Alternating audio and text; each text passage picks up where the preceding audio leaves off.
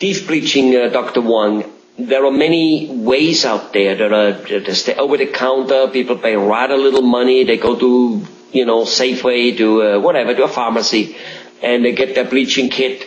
There are bleaching kits dentists like you disperse and give out. And then there are those machines, the zoom wide and laser and whatever they are called. And within very short time, an hour or less, you have white teeth. Can you kind of tell us a little bit what purpose each one has and when one should be used, not used, and, the quality of each one of them, on side effects perhaps, and all that stuff? Sure. There's basically three types of bleaching materials that exist on today's market. The first one would be the over-the-counter bleaching material that you can buy at any pharmacy, any drugstore.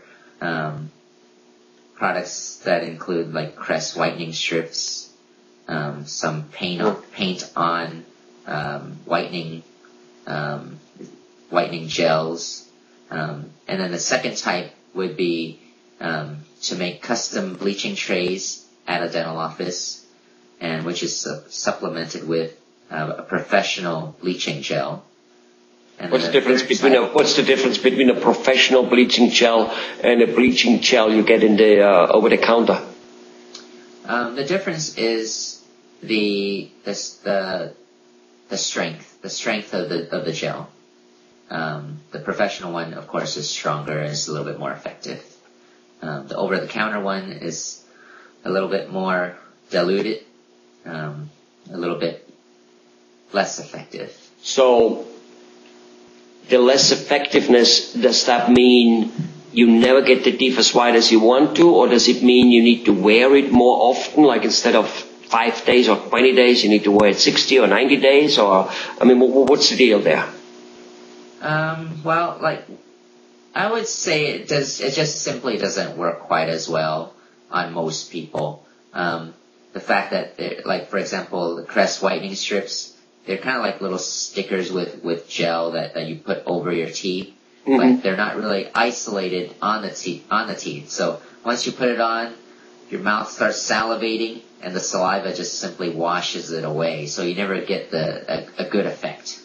Okay. Whereas a custom bleaching tray it's custom made to fit perfectly on your teeth.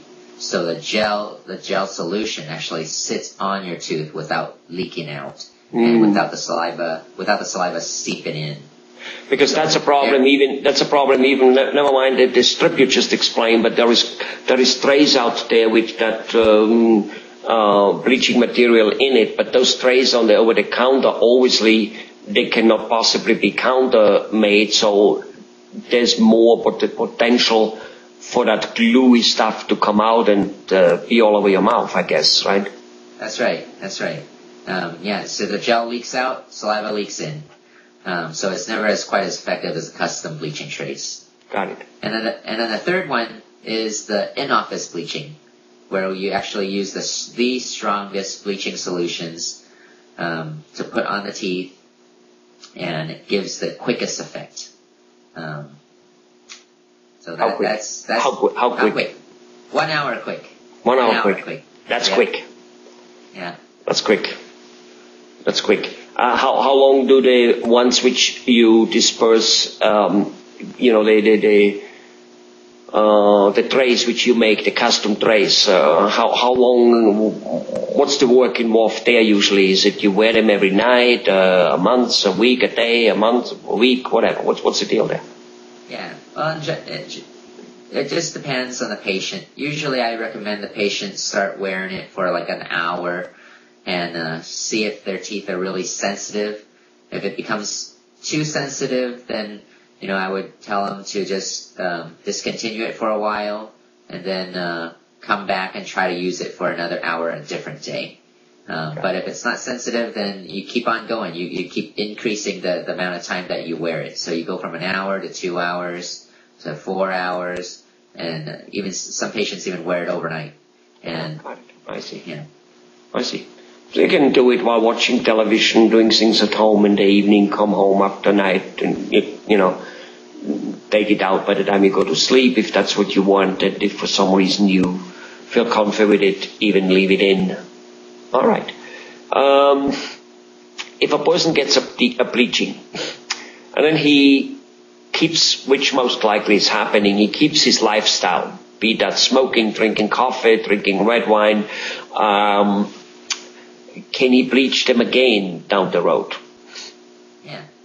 You can bleach as often as you like, pretty much, as long as you can tolerate the sensitivity. If the sensitivity is too much, obviously you need to discontinue and let the teeth rest for a while.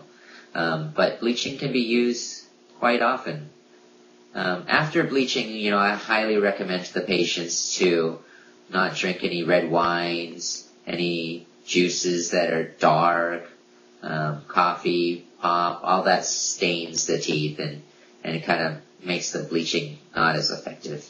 When you say after, you mean right away after or forever after? No, right away after. Oh, okay. Just give it like a week, and then you can, go back to your routine, your lifestyle. But you just got to keep in mind, of course, if you're drinking all those dark juices and wines, or you smoke, of course it's going to stain the teeth, and the bleaching effect is just not going to last as long as if you avoided all those things. Right, and then I think everybody understands that, and again, that's why I said it's unlikely that a person would change that lifestyle. I mean, if doctors can get a guy to stop smoking, drink coffee and red wine, for all the other health matters, it might possibly have. Forget it about, yellow teeth. If for a couple $100 you can bleach them, right? So, but he should at least stay away from it for about a week. Just like in the old days, when you went to a dentist, it's kind of like for 3-4 hours, don't eat, Now I don't think that's so much anymore the truth, right? Wonderful. All right. Good. Thank you very much, telling us about bleaching. Thank you.